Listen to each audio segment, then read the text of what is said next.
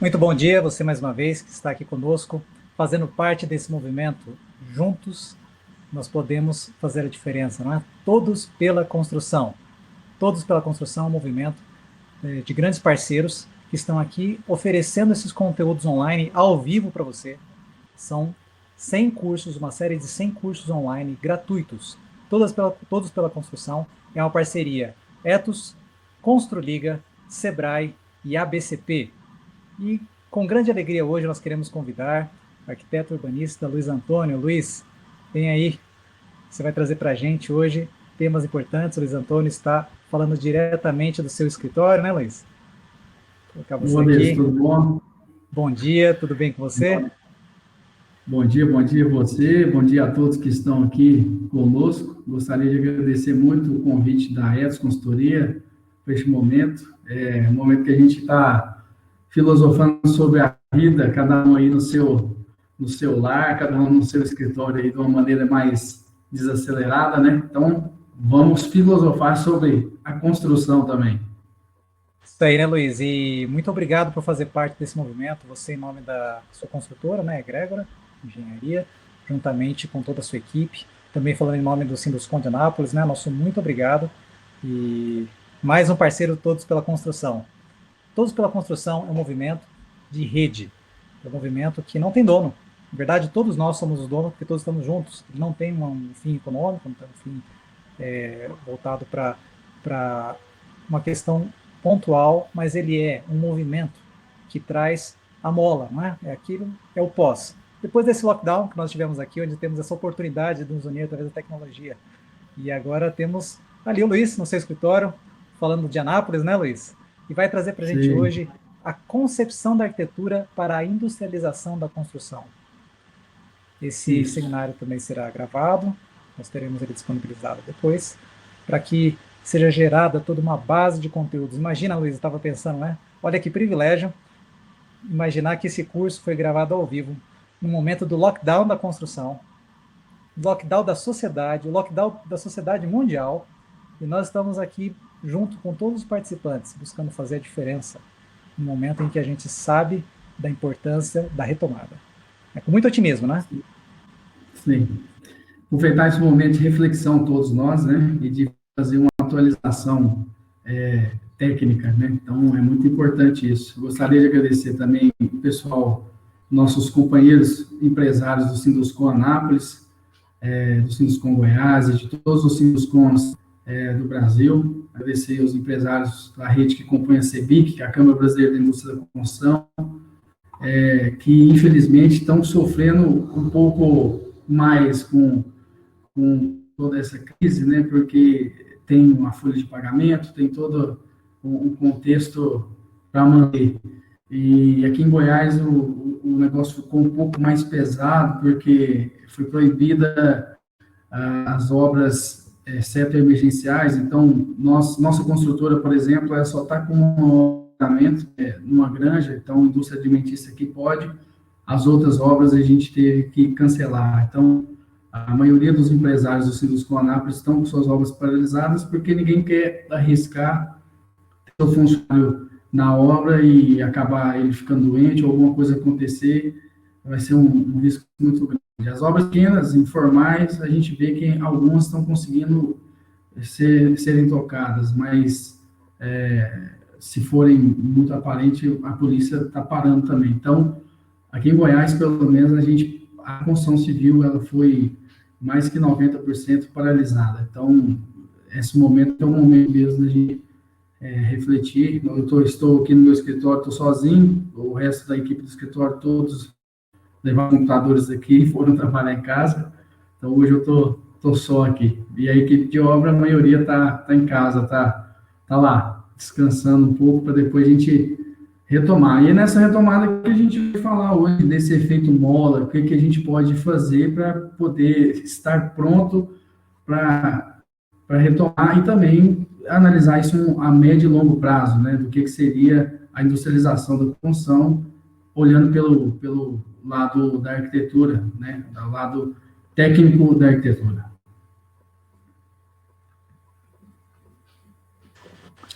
Ok, Luiz, vamos colocar então nosso papo voltado diretamente à concepção da arquitetura. Esse curso, ele é focado numa questão muito interessante, né, da arquitetura como o grande elemento-chave dessa mola que você acabou de falar, né, desse elemento propulsor de uma retomada. E eu gosto muito de falar de concepção de arquitetura como o elemento que traz a industrialização. Luiz, conta pra gente como tem sido a sua experiência nesse caminho. Bom, então, essa introdução sua é muito importante, porque a arquitetura, ela talvez seja o principal elemento da industrialização, porque o arquiteto, quando ele faz uma opção por um método construtivo, ele precisa prestar muita atenção se esse método ele é um método viável de várias formas. Então, na arquitetura, a gente tem um estudo de viabilidade que o arquiteto faz, e esse estudo, normalmente, ele é um estudo legal. A gente verifica afastamentos, taxas de ocupação, permeabilidade, o uso do solo da região, a legislação em si, plano diretor, código de obra. Então, o arquiteto, ele na parte legal, ele tem que fazer sempre uma análise muito aprofundada. Mas, quando a gente fala de industrializar a construção, a gente pensa que o arquiteto, além de fazer esse estudo legal, a viabilidade legal à sua construção, ele precisa fazer um estudo técnico para dar viabilidade técnica para a sua construção. E esse estudo técnico não é só fazer um estudo do método construtivo, mas sim de tudo que o método construtivo vai envolver, desde a venda, desde a receptividade do consumidor com esse novo método construtivo. Isso é um desafio muito grande que a gente tem no Brasil, e dentro de outros fatores. Aqui nesse primeiro slide, nós estamos aqui representando hoje a Egrégora Construtora, a empresa a qual eu sou diretor, sócio-diretor, Sindusco Anápolis, onde eu sou diretor financeiro, junto com todos os empresários da construção civil daqui da região, da nossa cidade, em Goiás, e a Faculdade Fama, que é a Faculdade Metropolitana de Anápolis, onde eu dou aula nas cadeiras de Tecnologia da Construção, né, e agradecer também ao corpo docente da Faculdade Fama, que está se empenhando muito para continuar dando aula aos alunos via online, tá? Muito interessante. Bom, gente, então, a gente começa aqui pensando em quê? Industrialização é gerar eficiência produtiva. Muitas pessoas pensam que a industrialização é redução de empregos, e não é isso que a gente está falando. Quando a gente aprendeu ali na escola, lá no comecinho, a gente sempre viu uma visão um pouco diferente. Olha, essa máquina nessa indústria, ela entrou e ela desempregou 30 pessoas. Essas 30 pessoas que estavam na indústria trabalhando e essa máquina veio substituí-las, elas vão trabalhar em outro local, onde que normalmente seria na própria indústria da máquina, né? A demanda de fabricação, e industrializar é você deixar com que as pessoas carreguem menos peso, façam menos força e pensem mais com a mente. Então, quando a gente fala em industrializar, a gente pensa em quê? Em dinamizar, em fazer com que gere eficiência.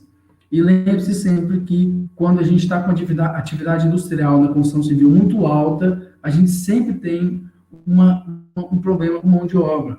A mão de obra falta na construção civil quando ela está muito aquecida. Então, quando a gente industrializa, nós não estamos tirando o emprego, nós estamos melhorando a eficiência, tanto de qualidade quanto de produtividade. Ok? Então, essa é para a gente abrir a mente aqui, e a gente não tem pretensão nenhuma de fazer um curso totalmente pesado aqui, é uma coisa mais de abertura de mente, nós vamos filosofar aqui de uma maneira técnica também. Qual que é a metodologia que a gente pensa da concepção de industrialização, né? A primeira coisa que a gente pensa nessa linha de concepção é uma interligação prática.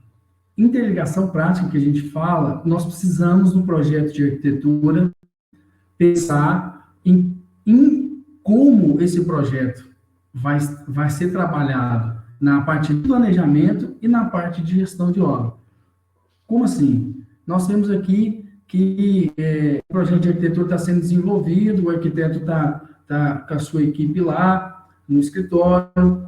Depois que ele saiu com a equipe de arquitetura, ele foi com os complementares, foi fazer estrutural, houve a sondagem, ele foi fazer a fundação com a carga do estrutural, com a sondagem, depois ele voltou para o elétrico, o hidrossanitário e foi para os complementares.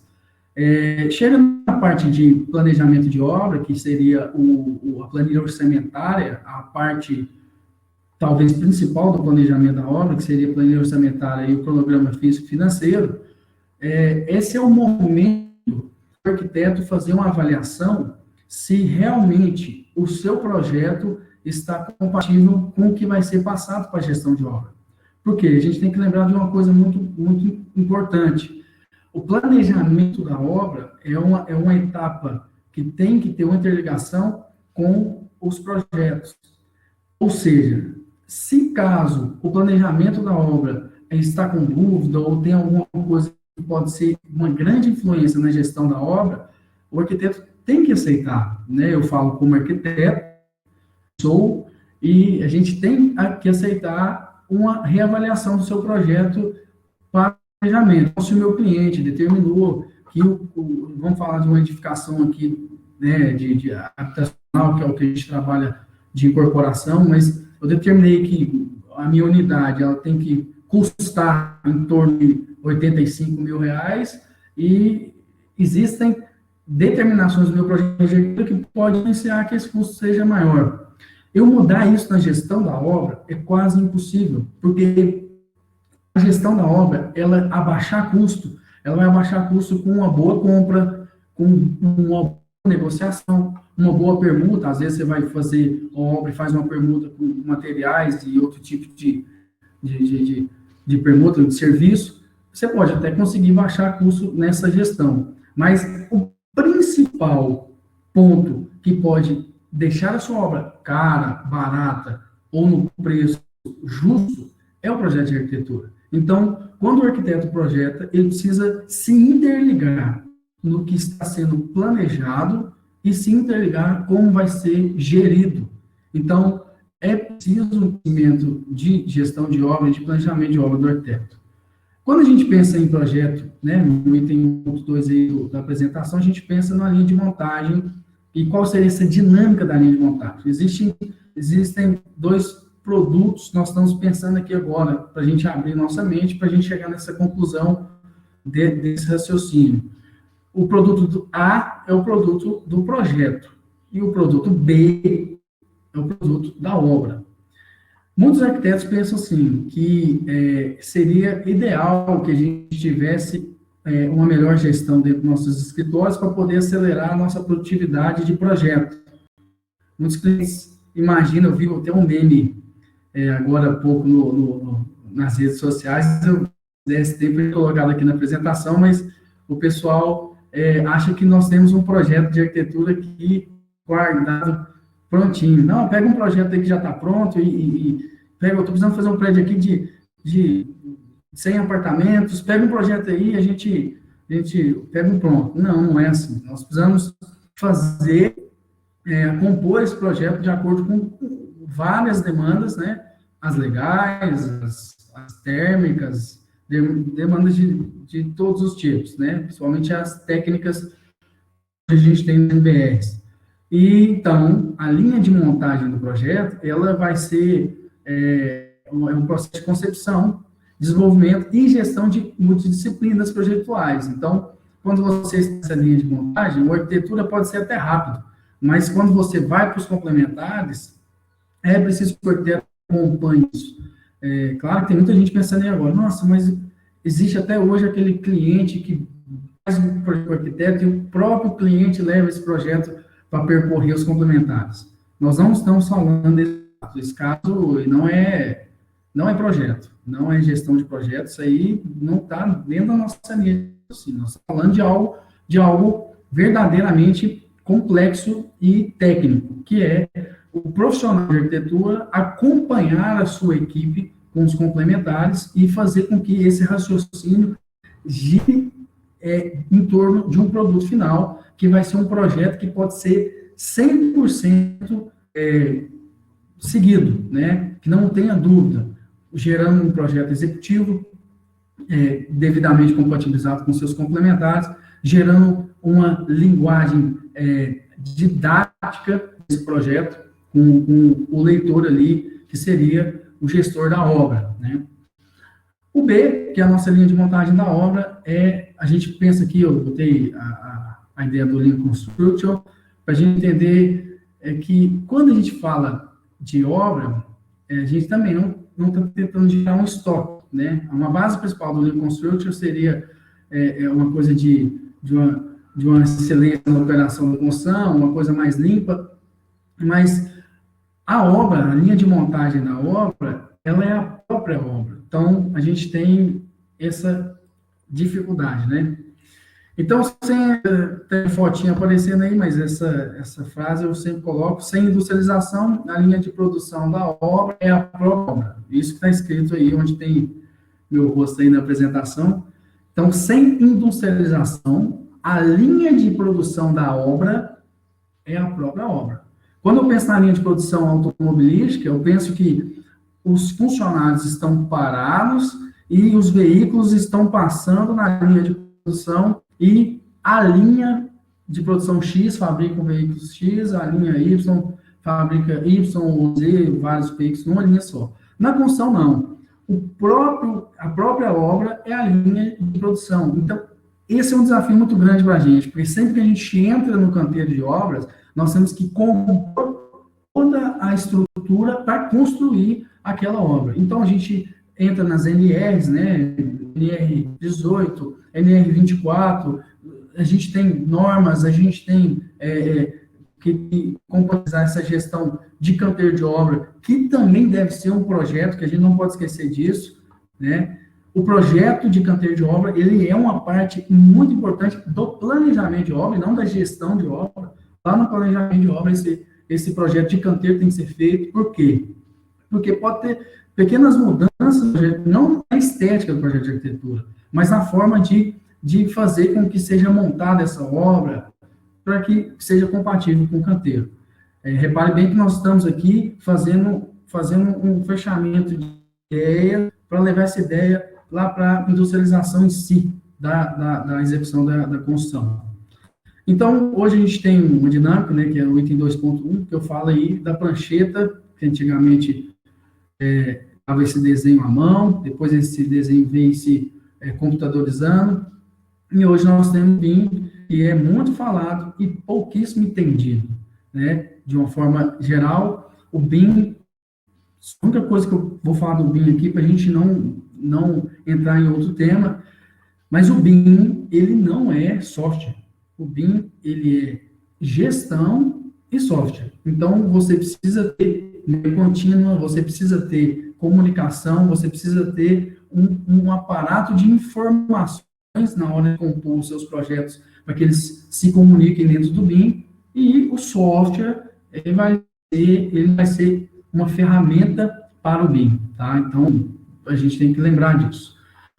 No item 2.1, a gente fala aqui que o produto do fabricante ele deve estar presente no software e na mente dos projetistas. Então, para o arquiteto, ele tomar uma decisão de escolher algum tipo de técnica construtiva para o seu projeto, ou seja, o arquiteto pode fazer isso, na maioria das vezes, quando o arquiteto é experiente e ele já está definindo grandes vãos ou grandes balanços ou alguma coisa muito complexa de ser executado no projeto estrutural, e ele já sabe qual que é o tipo de material que ele vai usar. Às vezes pode acontecer do arquiteto, às vezes não, acontece, né? Tem alguns colegas que projetam e deixam a bucha só para o calculista, né? E que não seria o ideal, porque o arquiteto é isso que a gente está falando aqui, precisa pensar muito no contexto, entender muito esse material, ter um bom relacionamento com o fabricante, porque você vai ter esses produtos bem definidos e saber exatamente como é que você vai usá-lo. Então, quando eu falo assim que o produto do fabricante também precisa estar no software, a gente fala que o fabricante ali tem que, por exemplo, o fabricante de pré-moldado de concreto faz galpões ou faz estruturas de edificações de múltiplos pavimentos. Ele precisa ter os modelos básicos dele lá no Revit, no bloco, né? Por quê? Porque se o profissional já tem aí os blocos de pilar, né, de viga, de tesoura de telhado, etc., de pré-moldado de concreto, ele já pode também produzir um projeto de arquitetura em cima desse material que o fabricante se preparou. Tudo bem. Item 2.1.2, a gente fala aqui da adequação dos produtos às normas, principalmente a NBR 15.575, que é a nossa norma de desempenho, que vai resguardar o arquiteto e os demais projetistas. Por que resguardar? Se o projeto está bem feito em cima da norma de desempenho, não tem dúvida, caso a execução seja feita de forma errada, o profissional arquiteto, o profissional projetista de forma geral, o calculista, o eletricista, o outro profissional projetista que tenha, ele sabe que ele projetou conforme a norma e ele está resguardado quanto a isso. Se ele não se resguardou e as pessoas executaram de uma forma errada, ele, infelizmente, ele assume o erro, porque se ele não determinou como seria, as pessoas acabaram errando, isso aí é um problema. Então, também é uma questão da norma de desempenho, ela está muito bem relacionada hoje, as pessoas estão muito por dentro dessa norma, mas a gente precisa levar ela mais à íntegra, né, mais em cima. No item 2.1.3, a gente fala da certificação ou padronização da fabricação dos produtos conforme ISO 9001 e o PBQPH. Aqui, a gente começa a entrar em uma das principais portas para industrialização da construção no Brasil. E um dos questionamentos que a gente tem, que seria por que a gente não tem tanta construção aqui de wood frame, steel frame, ou pré-moldado, e a gente ainda está muito trabalhando naquele modo artesanal. Isso é uma questão muito política e também técnica ao mesmo tempo. Mas com a implantação da ISO 9001 nas empresas e do PH, que é o Programa Brasileiro de Qualidade, Produtividade e Habitat, as empresas estão se organizando mais, estão melhorando os seus processos, e isso faz com que seja mais fácil adentrar a industrialização nos canteiros de obra. Mas nós vamos falar dessa industrialização, como é que ela funciona. E aí a gente fala da melhoria contínua, né, no item 2.2 aí, melhoria contínua é você utilizando o ciclo PDCA ou utilizando o sistema Toyota de produção, qualquer um dos dois, o que a gente tem que entender é que o que está certo no seu projeto, você tem que saber que está certo. E o que foi projetado errado no seu projeto, você tem que saber que foi projetado errado. E como é que você vai saber disso? O ciclo precisa fechar. Você precisa receber informação da obra que aquilo que você projetou não deu certo. Você precisa receber informação do usuário que aquilo que você projetou não deu certo. Porque somente com essa informação, esse ciclo fechando, você vai conseguir melhorar o seu projeto. Então, vamos lembrar aqui do principal, tanto do PDCA quanto do sistema Toyota de produção, né, um sistema da década de 40, que foi desenvolvido para evitar desperdício, para evitar acúmulo de material, né, assim, você entender o que você está fazendo certo, você precisa saber que está fazendo certo, e o que você está fazendo errado, você também precisa saber, que às vezes a gente não sabe, continua projetando ali e vai ad eterno. Então, por exemplo, a gente teve um prédio que nós fizemos que foi, a gente errou na gestão da obra e as sacadas ficaram com inclinação defeituosa. E a gente não tinha um PVQ-PH, então a gente não tinha um registro disso, então a gente foi descobrir isso mais para frente, isso gerou um custo que, se tivesse tido na época esse controle, a gente poderia ter arrumado. Mas também, isso também era um pouco culpa do projeto de arquitetura, né, que a previsão de entrada da porta tinha relação com o projeto de arquitetura. Nunca mais a gente vai fazer isso de novo, mas porque a gente descobriu que está errado, por sorte nós executamos. Mas quantas projetistas fazem o projeto e outras pessoas executam e ele não sabe. Então, ele vai continuando e repetindo aquele erro durante muito tempo. Tem que pensar nisso. Aqui nós temos um quadro bastante interessante, que é do material da CEPIC, que é a Câmara Brasileira da Indústria da Construção, que no site dela possui vários materiais de muita qualidade. A gente recomenda que todo mundo possa acessar esse site, né? Eu faço parte da CPRT, da CEPIC, e aqui a gente está analisando o quê? Que, de uma forma resumida, que a construção industrializada no Brasil, na parte principalmente de habitação, ela vai seguir um padrão aqui, que seria, em algum momento, né, nós já começamos até a fazer isso, nós temos que a construção vai ter que gerar menos resíduo, que seja zero resíduo, mas ela tem que gerar menos resíduo. Por quê? Porque a concorrência entre as construtoras é grande. E se você está tendo perda, você dificilmente consegue abaixar o seu custo. Você precisa abaixar o seu desperdício para que você tenha uma concorrência padronizada, né? Nós estamos falando de lucro aqui. O lucro pode ser que a pessoa decida aumentar seu lucro também, se ela conseguir reduzir o resíduo, se reduzir o desperdício, a construtora pode trabalhar em cima mas normalmente a gente não faz isso, né? Eu falo com o consultor, a gente, quando consegue fazer uma redução, a gente vai passar essa redução para o cliente. Por quê? Porque você consegue vender aquele produto de uma forma mais rápida, consegue comercializar mais rápido e ganhar tempo. Então, você tem hoje um sistema biomimétrico, né, que esse sistema de implantação biomimétrico hoje são construções que se assemelham muito com a ergonomia, com o justo dentro do que o humano precisa. Então, nós temos hoje várias edificações já com espaços mais eficientes. Não estou falando de espaço reduzido, estou falando que, às vezes, você teria espaços maiores que estavam ali aumentando o custo da sua construção, e hoje você consegue dinamizar esses espaços, reduzir esses espaços, mudar esses espaços para que sejam algo mais dentro do uso ideal daquele usuário.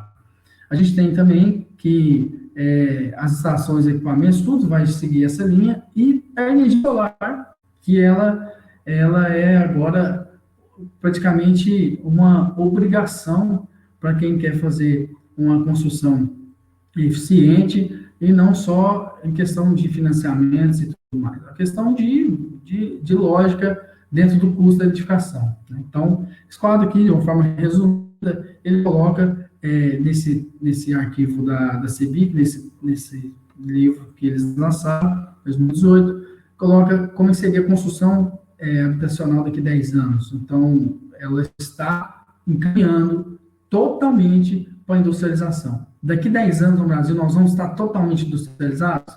Não mesmo. Nós ainda vamos ter o sistema artesanal, nós não vamos ter esse sistema informal de construção, mas nós estamos nos encaminhando para a industrialização da construção. Então, isso é muito importante.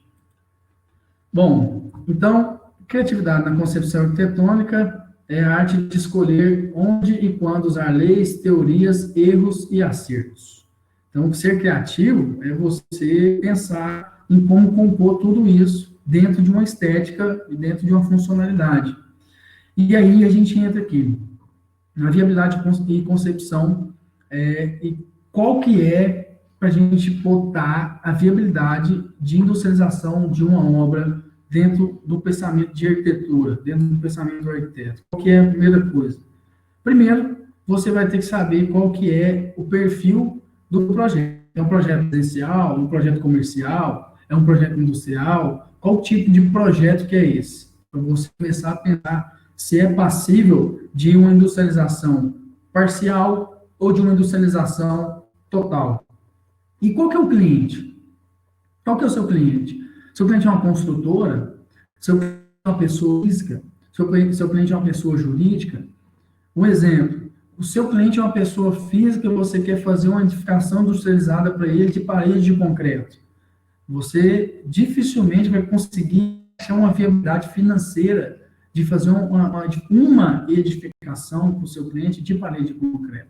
A logística para a parede de concreto, ela precisa ser uma logística para várias unidades, né? Ela é uma técnica que construtoras, hoje, na maioria das construtoras que a gente tem no Brasil, utilizam na parte habitacional para várias unidades. Então, se é pessoa física, existe uma influência do seu cliente na sua determinação técnica. Então, a gente tem que tomar cuidado com isso. É com a construtora, aí você tem uma gama de opções. Então, a gente tem até as imagens aqui nesse slide de duas edificações, né? Uma que é o Oklahoma Hotel e outra é o Homes Suite em São Francisco. São duas edificações que foi construção modular. Foram feitas dentro de essa construção foi edificada dentro de uma fábrica, depois essa fábrica colocou esses módulos dentro de caminhões carregaram esses módulos e montaram esses módulos lá no canteiro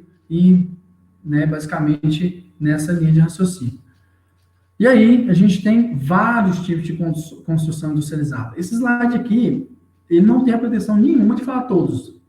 Inclusive, essa palestra se completava com a palestra do Felipe, mais cedo, e por problemas técnicos, não teve como a palestra acontecer, onde ele fala os métodos de construção industrializada. Mas a gente pensa que o pré-fabricado hoje é um bom método. Esse pré-fabricado, ele pode ser feito tanto de steel frame, que é uma parte de estrutura metálica, né, quanto wood frame, de madeira, ou outro tipo de pré-fabricado, inclusive de pré-moldado de concreto, né, então, nós podemos ter isso aí, ser transportado e ser montado na obra. E aí tem a análise estrutural. Muita gente me questiona quando eu coloco a alvenaria estrutural como um sistema industrializado de construção. Muita gente mesmo. E eu explico. Nessa bola que vocês estão vendo aí, né, azul, essas duas bolas na cor azul. O sistema construtivo, quando ele se une a bons projetos e planejamento e gestão de obra, ele vira um sistema construtivo industrializado. Ele não precisa necessariamente ser um pré-fabricado, ou um módulo, ou um tipo, sei lá, um container, uma coisa... industrializar a construção não é isso, né? Não é só o método que você escolheu. Industrializar a construção é você compatibilizar seu projeto de arquitetura e as etapas definidas da obra, para que seja tudo ensaiado e pressionado no seu projeto. Um exemplo da alvenaria estrutural que eu coloquei aqui, muitas pessoas aí devem ter pensado, alvenaria estrutural como industrializado. Pensa, se a alvenaria estrutural for bem projetada, ela for bem executada, lá no projeto, o calculista consegue determinar exatamente onde vão ser, como é que vai ser definida a primeira, segunda, terceira, todas as fiadas. A obra se transforma numa montagem. Então, eu montar um pré-fabricado que foi feito dentro de um galpão e montar na obra, beleza, industrializada a minha obra. Mas eu montar um material que veio lá da produção de artefato, da base industrial da BCP, da Associação Brasileira de Cimento Forte, lá dos fabricantes de pré-moldados, fabricantes de artefato de cimento, eu também posso ter isso industrializado. Então, vai depender de quem? Do meu projeto arquitetônico e do meu projeto estrutural. E por que eu falo dos dois? Porque o projeto estrutural, às vezes, por poucas medidas, ele consegue fazer com que os blocos se encaixem dentro de uma modulação desses blocos de alvenaria estrutural, do tijolo lá do blocão de concreto. E, às vezes, você pode ver essa análise do seu calculista de estrutura, volta para o arquitetônico, adapta ao que ele fez, e aí você retoma e continua. Por que eu estou falando isso? Porque, às vezes, o arquitetônico, a pessoa quer mudar, questão de afastamento, questão de estética, mas, às vezes, pequenas modificações podem ser adaptadas com o estrutural para que faça com que uma alvenaria estrutural, por exemplo, possa ser uma montagem. Então, lembra, seu sistema construtivo, ele pode ser industrializado já de nascença, né? Eu pensar aí em uma arquitetura modular, módulos feitos dentro de galpões para ser montado na obra. Eles já são industrializados desde que nasceram. Mas ele também pode ser industrializado na sua execução. Então, sistema construtivo unido com bom projeto, bom planejamento e boa gestão é um sistema industrializado. Ok? Beleza.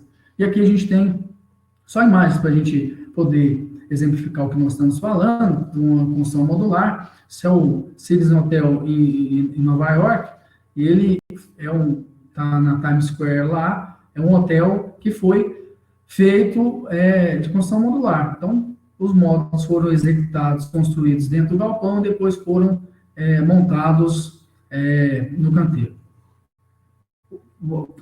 Alguém está pensando, eu estou dando um exemplo dos Estados Unidos. Aqui no Brasil nós temos isso, nós temos duas empresas, uma é a Tec Verde, que, se eu não me engano, ela faz a modulação principalmente com wood frame, e também a Brasil ao Cubo. São duas empresas brasileiras que trabalham nesse sistema e fazem um trabalho muito, muito bem feito, um trabalho muito, muito profissional.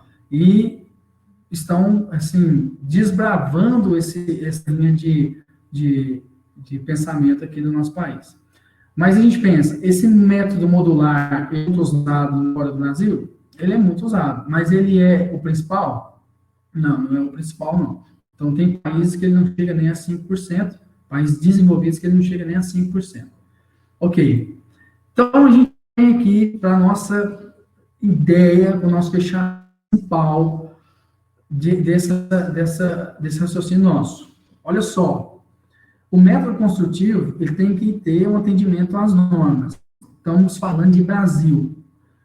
Qual que é a principal exigência hoje de uma financiadora? Eu coloquei financiadoras, porque a gente pode ter vários bancos para financiar esse método construtivo, mas vamos pensar na principal e pensar em habitação social hoje, que é uma grande demanda que nós temos.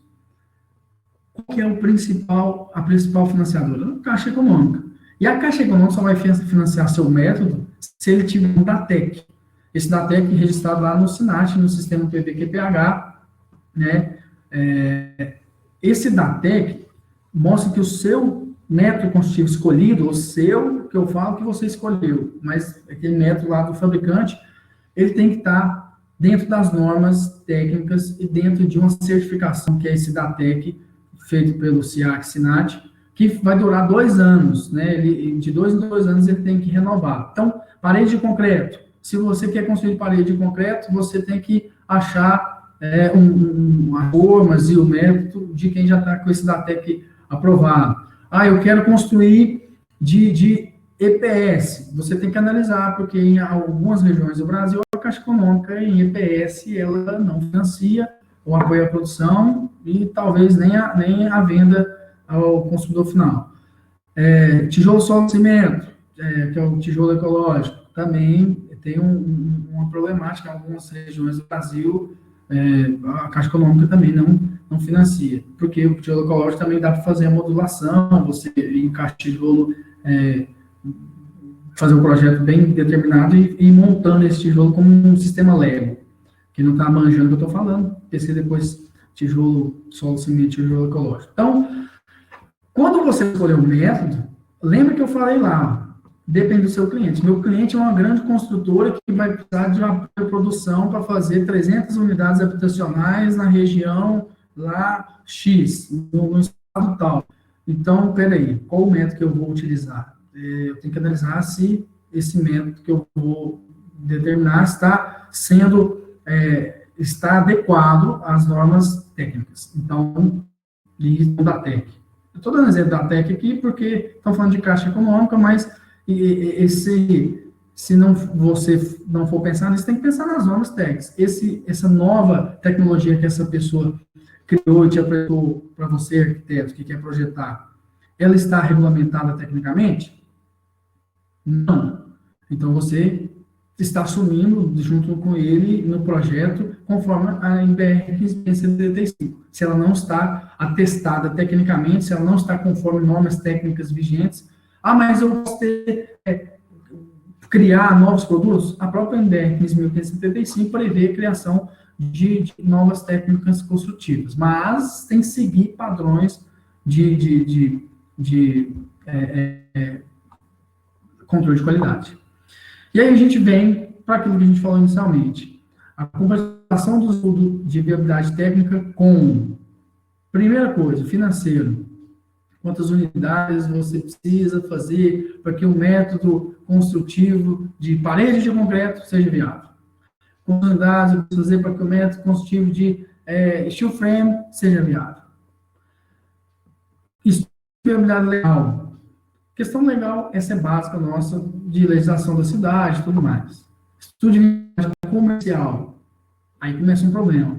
Porque nós ainda temos no Brasil uma população que não teve tanto acesso assim a algum tipo de construção. Então, não é qualquer uma que você vai colar para edificar. Nós temos um prédio que nós estamos fazendo de mais de 70 apartamentos e que nós gostaríamos de ter feito uma construção em multiframe. Inclusive, a intenção era a nossa construtora contratar a Tec Verde para fazer esse serviço.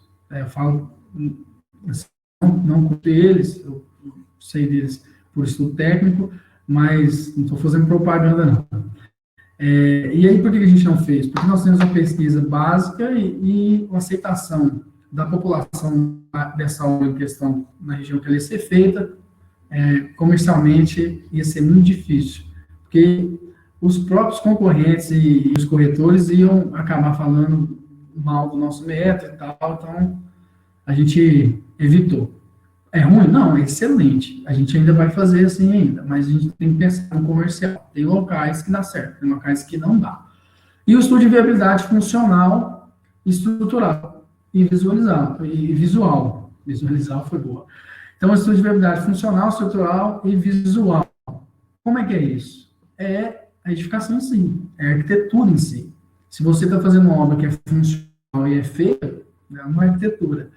Se você está fazendo uma obra que é muito bonita e não é funcional, ela não é arquitetura. E se você está fazendo uma obra muito bonita, muito funcional, mas que não para em pé, ela não é arquitetura. Então, nós temos aqui, para bom entendedor, o pingo e o risco é João Francisco. Aqui, muitos que estão acompanhando aí sabem que nós estamos falando da tríade vitruviana da arquitetura, né? Utilitas, venustas e firmitas, né? Que é essa questão. Tem que ser belo, tem que ser funcional, tem que ser estruturalmente viável, tem que estar dentro da viabilidade financeira e que o nosso cliente determina. O cliente sendo um cliente construtor, pessoa jurídica ou pessoa física. Por que eu separo construtor de pessoa jurídica e pessoa física? Porque eu posso ter um cliente construtor que vai fazer edificações para venda, mas eu posso ter uma pessoa física, que é aquele cliente físico mesmo, a pessoa, e posso ter uma pessoa jurídica, que é um cliente, um hospital, um hotel, ou tipo de cliente que seja uma empresa.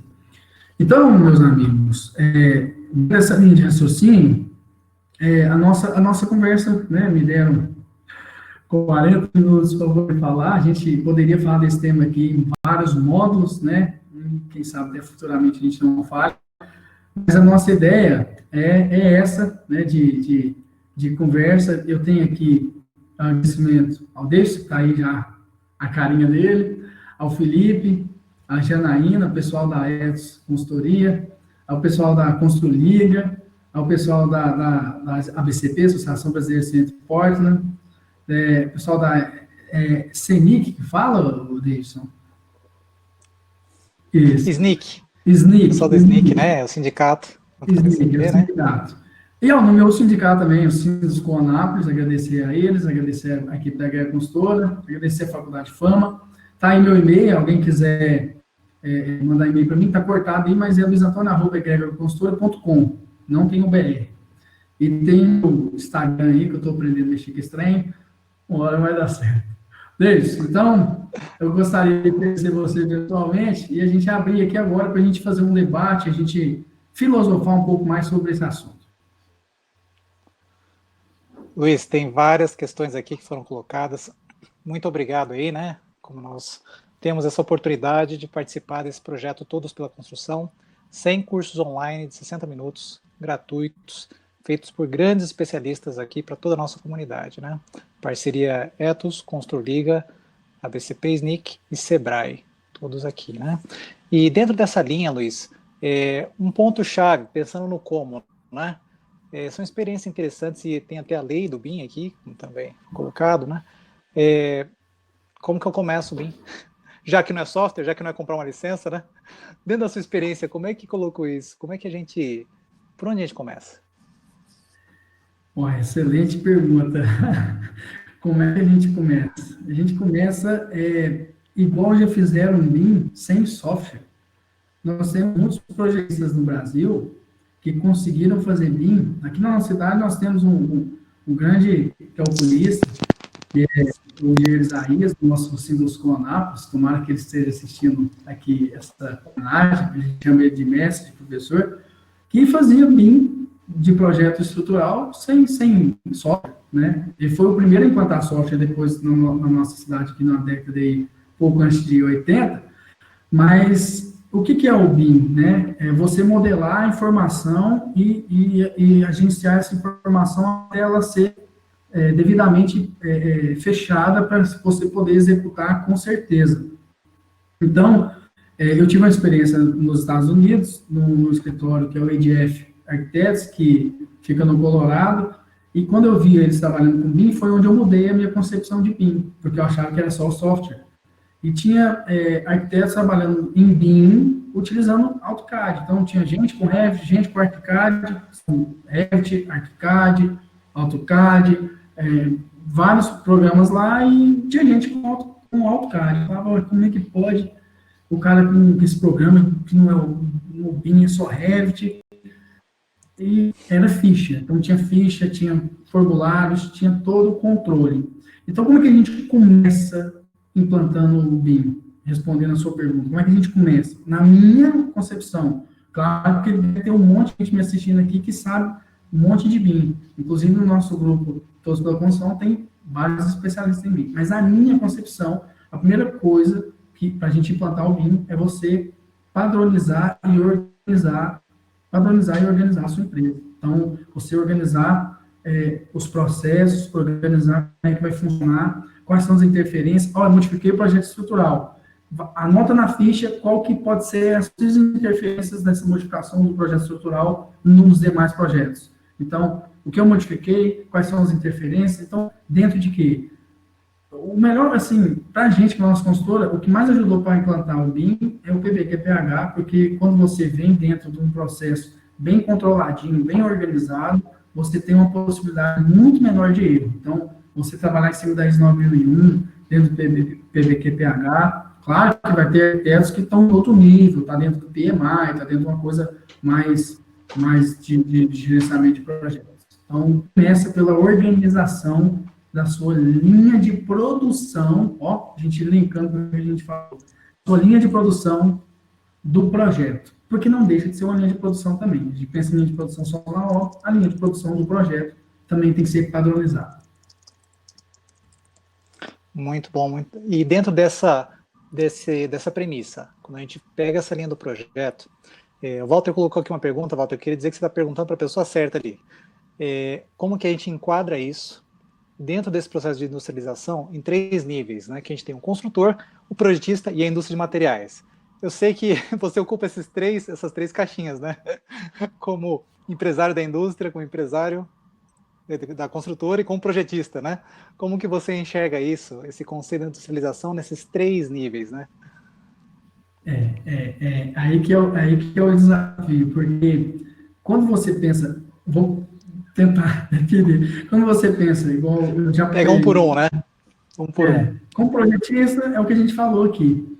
Como construtora, a gente está buscando, assim, não de uma forma pejorativa que eu vou falar aqui, até mesmo eu sou diretor, sócio proprietário de consultora, mas a gente busca reduzir custos para a gente poder ficar mais competitivo sem baixar a qualidade. Até mesmo porque a gente tem que hoje o mínimo aí da norma de desempenho, você pegar, você está enrolado aí com 10 anos, né? Então, a norma de desempenho vai determinar que eu tenho que dar prazos de acordo com o meu projeto, né? Com a vida útil do meu empreendimento.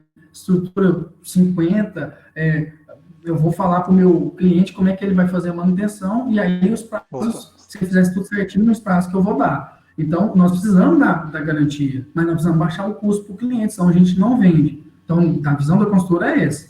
Da visão do material, do fabricante, ele precisa atender as pessoas, mas ele precisa atender essas empresas, mas ele precisa também saber do custo. Não adianta a gente pensar, eu vou fazer o meu produto aqui, vai ser industrializado, vai ser top, vai ser maravilhoso, o cara vai montar ele aqui, em 6 meses ele monta uma obra que era para durar 3 anos. E aí, qual que é o custo disso? Então, o que linka, respondendo diretamente a pergunta do nosso amigo, o que linka os três, infelizmente, é o custo. O que linka os três é a viabilidade financeira. Porque se deu viabilidade legal, se deu viabilidade estética, viabilidade funcional, deu viabilidade de tudo, mas não deu viabilidade financeira, ela tem um poder de travar essa interligação da industrialização. Né? Então, a resposta seria pelo menos essa. E bem pontuado, né, Luiz, quando a gente amarra isso no custo, porque além de projetistas, sejamos engenheiros, arquitetos, não importa, nós somos, antes de tudo, viabilistas, né? Ou seja, nós temos que usar a técnica a favor do negócio e não amarrar o negócio pela técnica. Esse ponto é fundamental. Por isso, José Marcos, você fez a pergunta lá, onde coloca se o prefabricado, alvenaria, o pré-moldado, se isso é viável em qualquer classe de população. Até queria que você nos ajudasse aqui, Luiz. A viabilidade, será que ela está vinculada, ou o custo, né? É uma premissa do sistema construtivo? Será que eu fico travado no meu empreendimento? Quer dizer, é um empreendimento de uma classe diferente, automaticamente determinado processo construtivo ele estaria inviabilizado? Sim, sim. A resposta para a sua pergunta é que tem uma ligação direta. Além dessa, tem a ligação cultural que a gente falou, porque às vezes você acha um método muito bom, principalmente assim, do que eu lembro, quando eu vi as pessoas comprando, eu já tive amigos na época, assim, há uns 10 anos atrás, sabe que eu sou profissional, e compraram edificações de bloco estrutural, de bloco de concreto, e mandavam foto para mim e falavam assim, mas essa obra não tem viga, essa obra não tem pilar, mostrava a foto, alguma coisa, não era nem no celular, né, a câmera, falava assim, por que essa dúvida? Não, mas eu não consigo, o meu vizinho disse que se não tem viga, não tem pilar, a estrutura não presta não. Tem a viga, tem o pilar, mas está lá dentro da canaleta, está lá dentro do bloco. Então, a técnica construtiva, a população acaba influenciando nisso também. Então, um cara, no começo, até essa técnica ela se implementar, ela é um pouco complexa. Então, não é só o custo, é muito importante, mas a cultura para receber essa técnica, ela tem que ser pensada. Talvez por que no Brasil não tem ainda outros métodos construtivos que nós temos na Austrália, no Canadá? Porque hoje no Brasil, quem determina se o produto entra ou não entra é os órgãos financiadores. Se aquele banco, determinado banco, não financiar aquele determinado método, ele não vai pegar. Ele é um método que vai existir, vai ter fabricante, vai ter pessoas que vão ser apaixonadas por isso, mas ele é um método que não vai pegar. E eu posso falar isso. E a gente vê como é interessante essa questão, que uma vez amarrado ou atrelado, né, essa viabilidade financeira, ou seja, a gente tem que partir do que está disponível, né? Talvez seja o ponto zero. O quilômetro zero ali o que é que eu tenho, com quais ferramentas o órgão financiador me permite trabalhar. Aí, em função disso, vem aquela questão, poxa, mas será que o sistema industrializado ele inviabiliza uma determinada construção? Pelo contrário, né, a gente sabe que vai ser a equação de todos eles. E eu me lembro de uma experiência grande em Heliópolis, em São Paulo, já faz alguns anos, onde estava se iniciando a alvenaria estrutural para baixa renda. Era um empreendimento ainda na época do Plano Par, né, que era recursos baixíssimos de subsídio, e o empreendimento foi inviabilizado. Aí retomaram, voltaram para a prancheta, e tudo aquilo foi possível ser executado porque se usou alvenaria estrutural, se usaram 2 gruas ali no canteiro de obras, uma pré-fabricação de todos os componentes e elementos, ou seja, foi justamente assim, com o alto custo pontual da industrialização, foi o que viabilizou o baixo custo e a possibilidade da entrega para o empreendimento que já tinha sido cancelado, né? Então a gente vê que a industrialização ela pode ser a resposta quando a gente precisa reduzir custos ainda de uma forma muito maior, né? E olha só, o Fernão Dias aqui coloca para a gente também, Luiz, algo interessante, que, veja, quando a gente pensa em industrialização, a gente pensa em máquinas, equipamentos, especialmente por parte da indústria, produção em série, que é o conceito industrial, né? Será que o conceito da industrialização no canteiro demanda que o fabricante também tenha que fazer grandes investimentos? A indústria, né? E uma vez que a indústria tenha feito os grandes investimentos, será que ela não travaria a arquitetura? Ou seja, de que ponto a gente fica tendo maleabilidade, flexibilidade, e ao mesmo tempo a indústria com condições de nos atender, sem perder esse nosso conceito de industrialização? Como é que você enxerga isso numa prática? Nossa, essa colocação ela é muito importante e muito, muito bem pensado, porque é o pensamento diário nosso se a gente desenvolve um método industrializado ou não, porque isso é muito tenso para nós, porque um exemplo aqui da nossa região, o meu fabricante, para ele, vamos supor, um pré-moldado, para ele montar esse pré-moldado para mim na obra, ele precisa ter um caminhão MUG, né? E aí esse caminhão lá, ele tem um custo alto, tá? Mas se não está disponível esse caminhão para ele não tem para alugar. Alugar é difícil, você não acha. Então, nós temos hoje no Brasil um problema que é o baixo acesso aos fabricantes, aos equipamentos. Muita gente pode achar que tem muito acesso. Não tem muito, não. O fabricante, as linhas de crédito são poucas linhas de crédito, né? Então, assim, o cara tirar um Finame, o cara fazer um FCO, no caso aqui de Goiás, que é, né, o FCO, nós temos o FCO junto ao Banco do Brasil, para ele fazer esse financiamento desse equipamento, ele tem que ter uma saúde empresarial, a empresa dele tem que estar muito organizada, ele tem que ter uma garantia real muito boa para ele conseguir essa linha de financiamento. E aí, isso também é um ponto que muda tudo, porque às vezes a gente não tem empreendedores que investem em alimentos industrializados por falta de equipamento. E a falta de equipamento, ela influencia? Não, tem como a gente ter uma industrialização na construção com poucos equipamentos. Mas quanto mais a gente tiver equipamento para nossas obras, melhor, né? Então, nós temos esse problema também no Brasil hoje.